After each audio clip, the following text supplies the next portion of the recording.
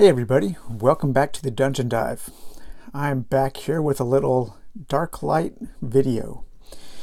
I've had a couple requests to show the journey and settlement phase for Darklight. I don't think there are any videos at all about these two phases on YouTube. So yeah. Again, this is not a detailed rules video about how to go through the journey and settlement phase, so I'm sure I'll make a couple mistakes. But this is just to give people a brief overview of what it's like and to show how deadly this phase in the game can be. So a lot of people have, I shouldn't say a lot, well, there have been a number of complaints registered against Darklight for its difficulty. And I have a feeling that a lot of those come from people who are not used to playing old Games Workshop games like Advanced Hero Quest or Warhammer Quest.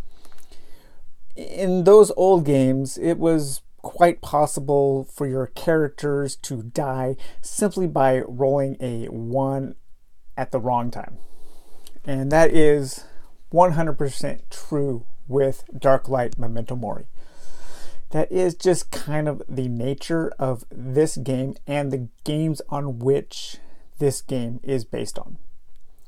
However, games like this, these kinds of RPGs in a box, they are wide open for you to house rule however you want, however your group wants to play. So if you don't like playing with permanent death on bad dice rolls, just don't do it. I mean, it's not like it interrupts the balance of the game. You know, make the game as fun as you want, or do whatever you want to do to make the game fun for you. I know when I play Shadows of Brimstone, we play with a lot of house rules. We play with some house rules in Darklight, and I think one of the only ones you might see today, I can't remember if there are any of these in the Journey deck or not, but in Rules as Written, to pass a test, you have to only pass on a 6. And we play to pass a test, you have to pass on a 5 or a 6. We play Arkham Horror rules. Rolling a 5 or a 6 to pass a test is already difficult. This game was absolutely ridiculous in that you needed to roll a 6 to pass. So like, if you had to take a strength test and you had a strength of 3, you would roll 3 dice and one of those had to be a 6 in order to pass the test. That is incredibly difficult to do, and that made passing tests way too hard. So we play, a 5 or 6. And just that little tweak for us, for my group, and for me, made the game that much more enjoyable. And also, if you haven't gone to Board Game Geek in a while, Morrow, the designer, has been working on a lot of different rules, kind of tweaking things. And one of the things that they have tweaked are the enemy cards. So they actually created whole new cards that add a ton of stuff, different abilities, different behavior charts to each of the enemies in the game. And everything is so much better on these new sheets. So I just printed them out and then I put them in over the old cards. So I highly recommend that you play the game now with the new enemy stat cards. It's a much better experience. And then finally, I think he is also still kind of retweaking the critical hit rules. And so for me, when I play, I play critical hits, not rules as written. When the heroes perform a critical hit, I play rules as written. They do full damage to the monster.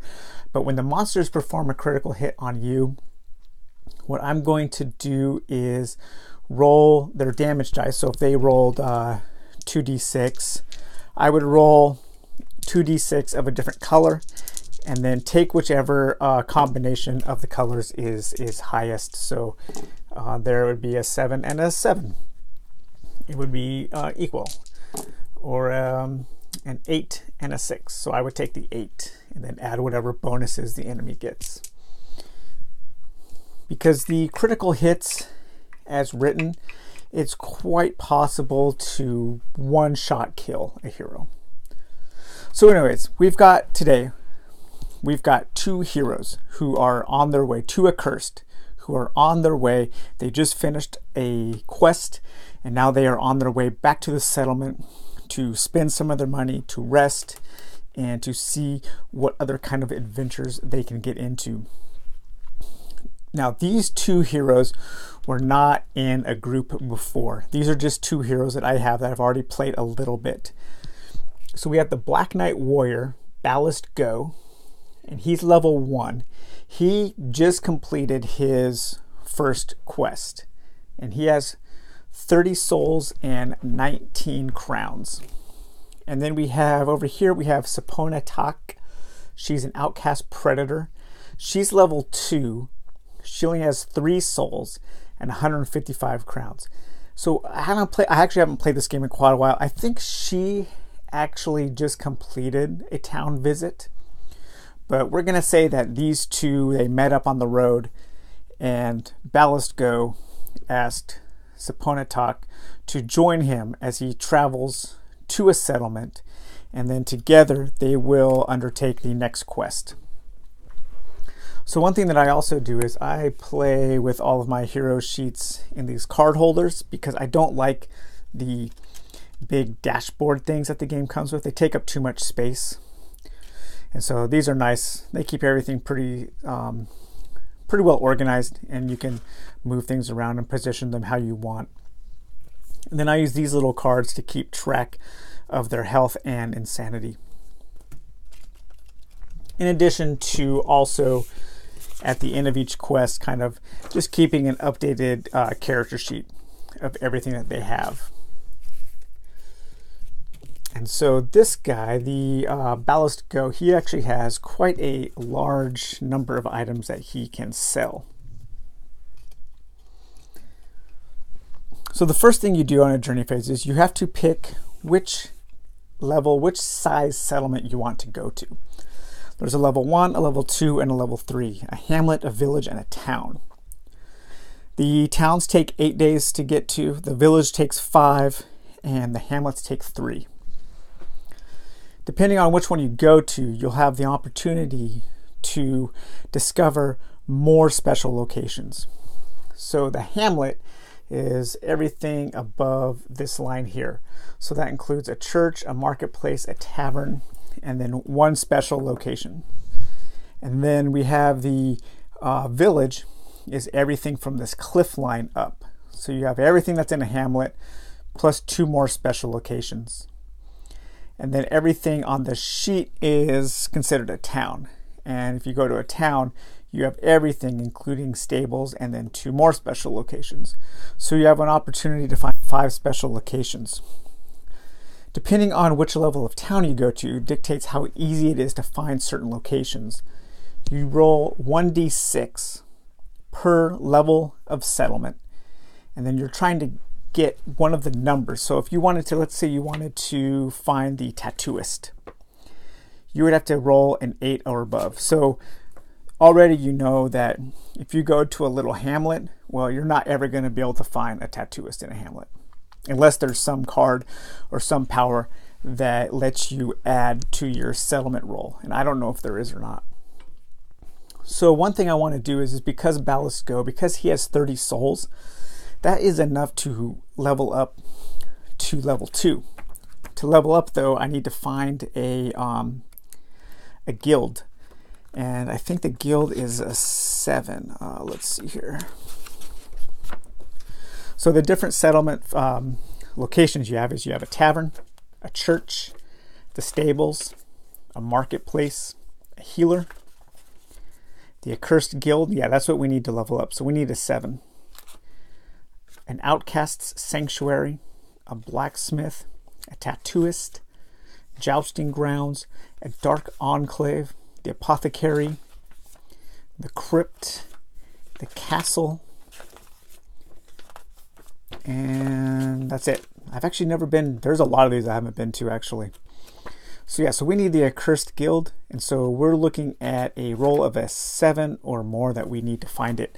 And so we all know that it can't be found in a hamlet, so we're going to have to visit a village or a town to try to find an Accursed Guild. And I think we're going to go ahead and we're going to go to the village. So the village takes 5 days to get to. So for every day, you pick a journey card. So we're going to deal off the top 5 here. 1, 2, 3, 4, 5. So this is going to be our journey deck. We're going to work our way through that and hopefully not die. I've had 2 characters die on their way to towns. So this is the Dread Wheel. And at the end of every day, either in town or traveling to the town, you roll 2 dice. And if you roll doubles, you move your marker around this wheel. If you ever land on space 7, which is the Grim Warden, then you have to roll on the hazard chart. And when your journey to the settlement, you roll on the journey hazard. When you're in the settlement, you roll on the settlement hazard. And these are absolutely terrible. You can instantly die just by having dread. So hopefully we don't roll any doubles. And let's see how this goes. So there are a number of steps. On your first day, we're traveling. We can trade any equipment. We can trade souls. We can trade gold, anything. And we're not going to trade. Neither of these need anything the other person has. The next step we do is we resolve a journey card. So let's see what our first journey card has in store for us. Family. On the old road, you meet a family with several children on the road. They are clearly weary, overburdened, and wounded from a recent conflict. The leader of the family steps up with hesitation and makes to protect the others, obviously frightened by your arrival. One accursed must take a Charisma 1 test. So we need 1 success on a Charisma roll. Let's see who has the highest Charisma. We need bonuses. Ballast Go, the Dark Knight, has a Charisma of 3, and Sapona Tak has a Charisma of 2. So we're going to have Ballast Go approach the family patriarch, or I guess it could be a matriarch. Yeah. So let's say it's a matriarch. So we're going to roll 3 dice, and we need to get a 5 or a 6 for a success. And there we go, 5 and a 6. So we've got 1 success. We read the green. Success. You let the family know they are safe. They ask you to escort them home. You may choose to do this or continue unhindered. If you choose to escort the family, add 1d3 days to your journey. Upon arrival, gain 1d6 times 10 crowns and remove 1d6 insanity. I am not going to escort them home. I do not want to add any more time to this journey. It's dangerous enough, so we're going to be on our way. As far as insanity goes, I do have some. Ballast Go actually has some severe wounds and some insanity, and Sapona Tak only has some insanity. So we may want to visit the church. I believe you can remove insanity from the church. All right, so the next thing we do after we have our journey phase is we have our dread roll. And an 8, no doubles, so the dread marker does not move. And then it's the end of the day. So the next day, same thing. A signpost. Beneath the dirt of an old road, you spot an old direction cairn. Clearing the rubble from around it, you discover it points the way to your destination. Remove 1 day from your journey. All right, so when you remove or add a day from your journey, if you add a day, you take it from the deck and add it to your journey. If you remove a day, you can remove the next card. So we won't have to deal with 1 thing. And now we do our dread roll. No doubles, we're good. So wake up the next day. Let's see what's in store for us. Kindness. Holy crap, this might be the most, like the best, most serendipitous journey of all time. Let's see. As you travel through the local farmland, you are approached by several worried farmers.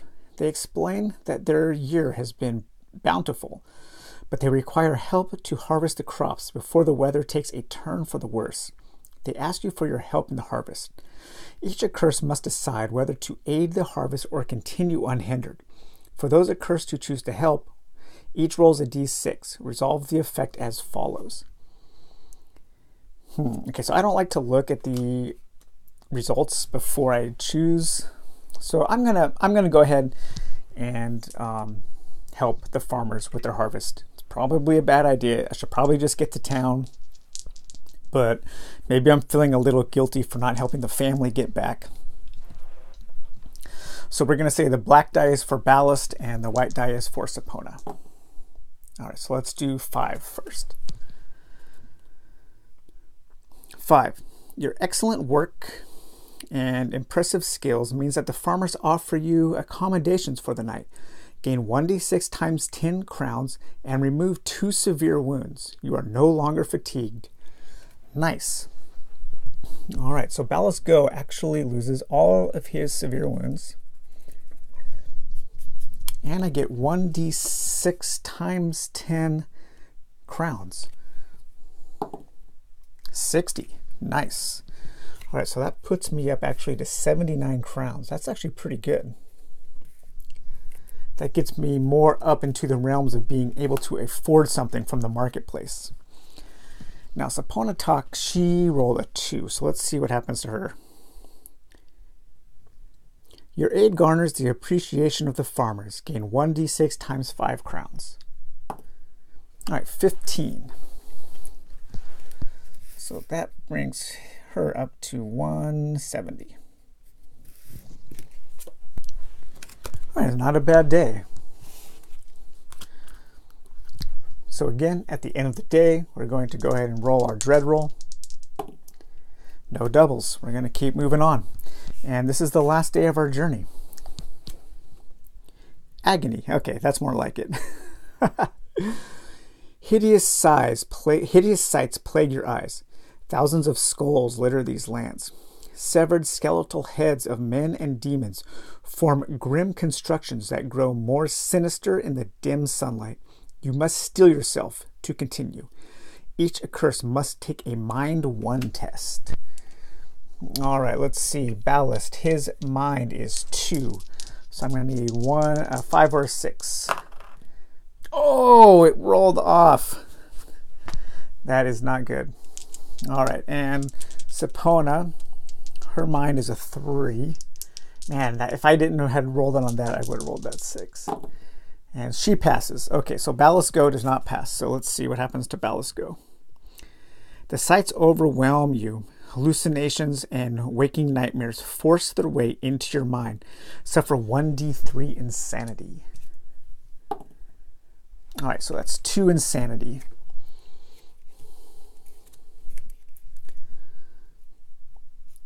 So he's actually at 4, and I can't remember what happens when you are maxed out on insanity. I'll have to look up that, but I believe I'm fatigued. I think that's what happens. Because he had 2 and he just got 2 more. So I'll have to check that rule. But we'll do that off camera. I don't think it's important right now. And then Sapona, she passed. So relying on your iron will, you ignore the grim surroundings and push on. All right. Well, we made it to our town without dying. We made it to the village, I mean. And so now we are here. And I'm going to go ahead and flip over Sapona Talk's character card, because over here we have our settlement sheet. And this is where we can keep track of our settlements, because the settlements can be somewhat persistent. And so the first thing we need to do is we need to roll for the name of the settlement. And there's a chart here that we could roll on. And so let's see, we're going to roll 2 dice. Black's going to be for the row, white for the column. So we are in the town of 3-3, let's see, of Lock 4-2. Darklight. Okay, so the settlement's name is Darklight. It is a village. So we have Darklight, it's a village. It takes 5 crowns per day to stay overnight here. It automatically has a town, a marketplace, a church, and 3 special locations, which we can record here once they are discovered. And then here we can keep track of our accursed and their reputation. So I have no reputation so far in this town, so I'm just going to write ballast here. And then Sapona, remember how to spell that. And they both have a 0 reputation in this town. The way you get reputation is you elect, so I can say like the next quest, I'm going to go on a quest for this town. And if the quest is successful, I gain reputation. If it's a failure, I lose reputation. But anyways, we are now in town. And so let me go ahead and grab my, let's see, my location markers, if I can find them. There they are. All right, so we really want to try to find that accursed guild so that Ballast can level up. One thing that happens after a quest is you gain a thing called Dark Bounty. So because Ballast Go did just leave a quest, he has 1 Dark Bounty. When you level up, you go back to 0 Dark Bounty. And Sapona, she did recently level up to level 2, so she should actually be at 0 bounty, because I know that she has not been on a quest since she leveled up. So I just forgot to remove her her bounty. For every 3 Dark Bounty an accursed has, you add 1 to the party level when determining how strong the monsters you're fighting are. So that's kind of a cool way to keep the game difficult and keep it interesting. The more quests you go on without leveling up, the more that the darkness is aware of you and sends out stronger enemies to try to stop you. So I really like that.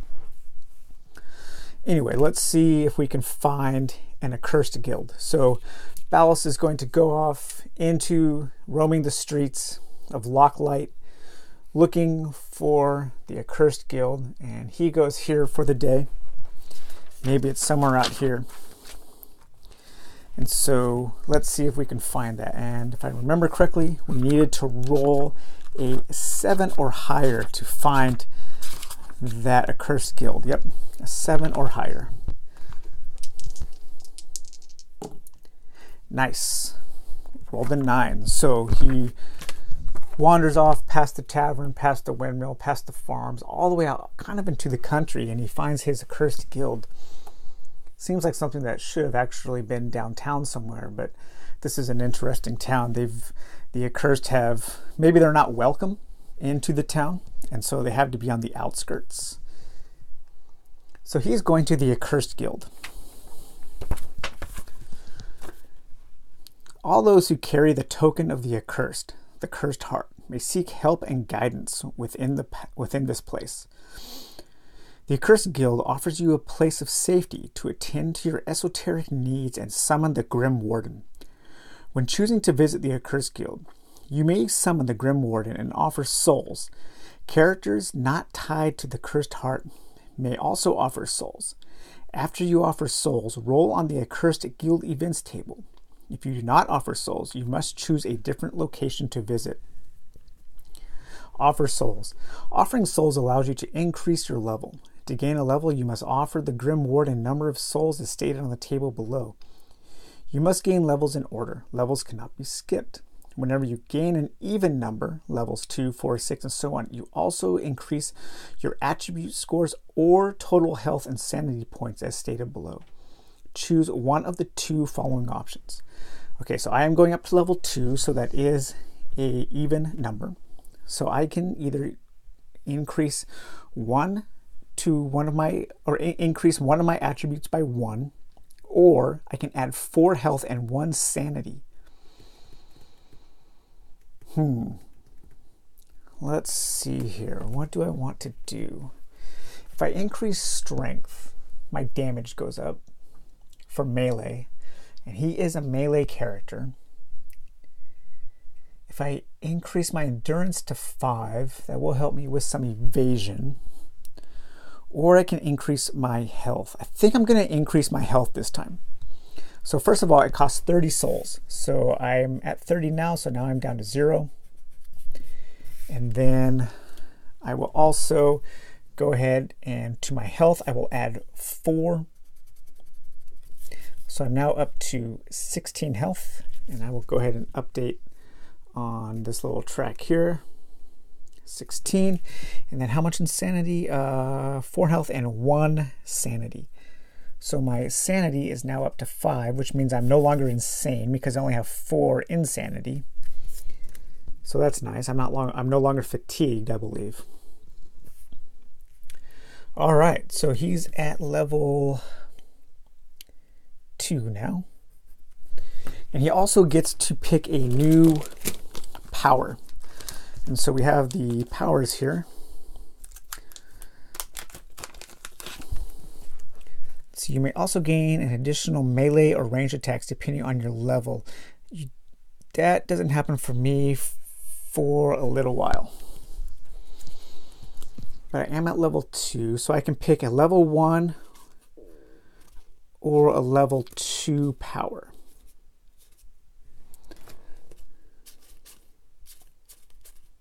I think that's all of them. All right, so let's see what my choices are here. Level 1. I don't want combat stance because that's just something more to think about. I usually like passive abilities in these kinds of games, so I don't have to think about missing something. So let's see. A brawler. During your attacks, spend 1 stamina to taunt, so I can taunt enemies. Forceful. Your skill charge will deal an additional D6 damage.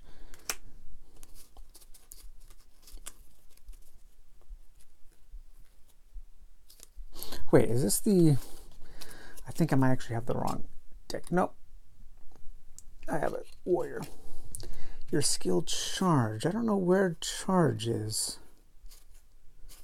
That's why I thought maybe I had the wrong deck. Maybe I had some trouble. I accidentally got some cards mixed up, so I may be missing the charge card. I'll have to look for that. But let's see here.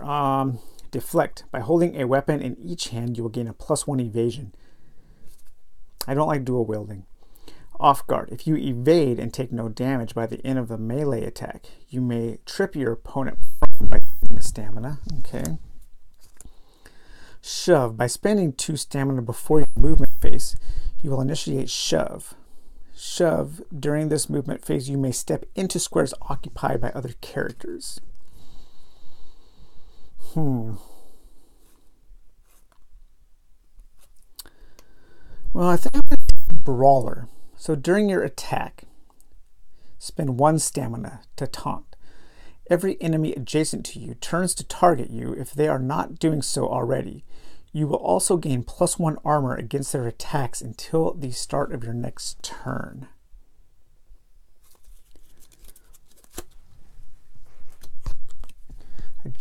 Yeah, I'm going to go ahead and take Brawler. I really wish I knew what happened to that charge card. It's got to be mixed up. And oh, there it is. There it is. It's a level 1. I just missed it. So if you melee attack in the same turn as you have moved, your first attack gains a +1 to hit. Actually, I'm going to go ahead and take that. I like that better than Brawler. Stamina is a tight resource in this game, and so it is... I find it's better to have powers that don't cost a lot of stamina. Okay, so the final thing we do is we roll on the chart to see what happens to us in the guild. We rolled a 7, so 3 to 7. Quiet. Your power grows as it does. Your power grows. As it does, so the lives of the souls you have offered to the Grim Warden flash before your eyes. Nothing out of the ordinary occurs. All right. So now let's see what Sapona does for her day.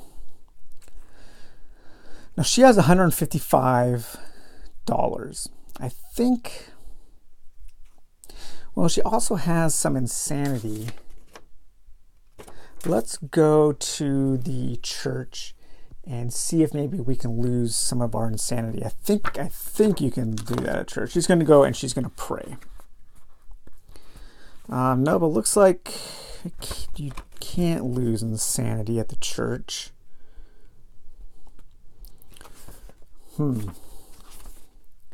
Maybe she'll go to the marketplace. She can go to the marketplace and she can actually buy a sword to give to Ballast because she has a little more money. So that's what she's going to do. She's going to go to the marketplace. So a bustling collection of shops, street vendors, and traveling merchants sprawls out before you. This is the marketplace. And here, if you're the right type of person and you're lucky enough to find it, you can buy or sell almost anything you can imagine. When choosing to visit the marketplace, you may buy and sell as many items as you wish per day, after which roll on the events table. Okay, so to buy, you have to see if what you want is available. So to buy, in order to buy an item, consult the table below along with a corresponding marketplace card of the same name. The availability of this item is a number representing how likely you are to find the item and how likely the merchant is to sell it to you. Okay, haggle. For each level of the settlement you are in, roll 1d6 and add your charisma value. The result is your haggle score. Keep this score close by until you leave the marketplace. You only have to purchase items with an availability equal to or less than your haggle score. So I would like to try to buy the longsword for my Black Knight. So I need to see what my haggle score is going to be. So her charisma, what was her charisma again? I think it's only 2. Yeah, 2. So roll that. There's 8. So I have a haggle score of 10 right now. And I can actually buy the longsword because it is a 10. I got really lucky there. And it costs 140. So I'm going to subtract 140. So she has 30 crowns left. And then I will go ahead and find the longsword in the marketplace deck. I won't do that on camera. Because what we're going to do now is, well, one thing we know is Darklight has an accursed guild. So this is what I mean about the towns being somewhat persistent, because I can travel back to this town and I know that Darklight always has an accursed guild. So the next time I come here, I can automatically go there. I don't have to discover it again. And when you travel to a town that is already discovered and known, it costs 1 less day to get there. So at the end of the day, once, oh yeah, that's right. Sapona, she needs to do her marketplace event. 7. Quiet. The marketplace is full of patrons and merchants, but the time passes without incident. Nothing out of the ordinary occurs. I'm telling you guys, this is like the single most benevolent and luckiest town journey phase I've ever had in this game. Absolutely ridiculous. So what we have to do now is we have to decide, after each of the accursed have gone and had an encounter at a location, we have to decide if we're going to stay the night. And we are each of us going to stay the night, so it's 5 crowns per day to stay the night. So I will subtract 5 crowns from Ballast, 5 crowns from Sapona. And then finally what we do is, again, we roll on the dread. And 8, no doubles, so the dread wheel does not move. And that is the first day in the settlement. the next day, we do the same things. We will go out, find locations. And then finally, once we want to leave, we can leave and we can decide to either go on a regular quest or go on a side quest for the town in order to upgrade our reputation in Locklight. And I'm not going to go through the rest of the days, so you just kind of saw how things work. I love games with this kind of modular systems where you have one type of game where you're doing one thing and one type you're doing another. Town settlement events are some of my favorite. I wish that this had more. Hopefully the community comes together and makes some DIY stuff like they have for Warhammer Quest, because it's really easy to make charts and stuff that you can roll on to have different kinds of settlement locations or events or just all kinds of things. Really, this game is quite easy to add on to, and it doesn't have to be official. So looking forward to seeing what happens with this. Anyways, all right, well, I hope you guys enjoyed that video, and we will talk to you later. Bye bye.